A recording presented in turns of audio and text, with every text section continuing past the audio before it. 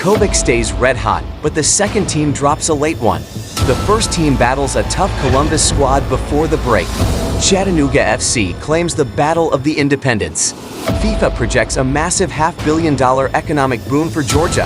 And the USMNT touches down as World Cup fever completely takes over Atlanta. Welcome to the ASN Weekly Report. I'm your host, and today we are breaking down all 10 major stories hitting the local and international pitch this week. We kick things off with Monday's first headline on the developmental side. Atlanta United 2 suffered a tough, late 2-1 defeat on the road against Philadelphia Union. The massive takeaway here is forward Arif Kovac, who stays absolutely red hot, netting his 6th goal in just 2 matches. Despite the team's late defensive slip, Kovac's clinical finishing is a massive bright spot for the future. Also on Monday, the focus turned to the first team as they look to regroup before the impending international break. Facing a dangerous Columbus Crew squad on the road was always going to be a tall order, and the squad spent the early part of the week locking in defensively to try and salvage crucial Eastern Conference points. Moving into Tuesday, the worst fears were realized on the pitch. The Columbus Crew controlled the tempo from start to finish, handing Atlanta United a frustrating 2-0 defeat. While a returning Miguel Almiron brought a vital spark off the bench in the second half, the loss leaves the Five Stripes searching for answers during this summer break to save their season.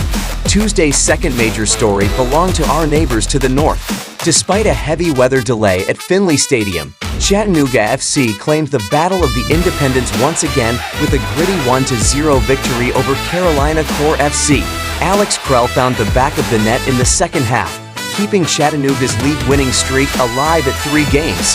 By Wednesday, the massive off-field news broke. World Cup fever has officially arrived in financial terms, with reports projecting that FIFA 2026 will generate more than $500 million in economic impact for the state of Georgia. It is a monumental victory for local businesses and proof of Atlanta's premier status on the global sports stage. Wednesday's secondary coverage centered on the roster carrying our hopes.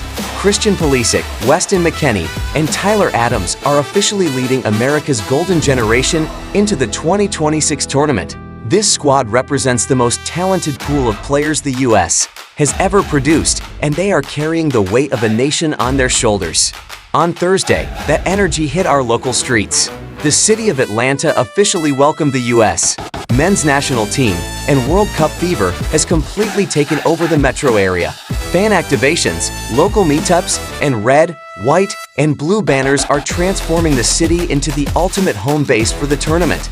On Friday, we looked at the massive cultural shift taking place. The World Cup isn't just impacting the city center, it is actively turning the entire state of Georgia into an absolute Atlanta United and soccer stronghold. From Savannah to Augusta, grassroots participation and club fandom are exploding like never before. That is your comprehensive article-by-article ASN Weekly Report. Which of these stories are you most excited about, and how are you planning to celebrate the World Cup in the city? Let us know in the comments below. Don't forget to like, subscribe, and head over to atlantasoccer.news to read the full in-depth articles for every single story we covered today. Until next time, stay loud and keep supporting local soccer.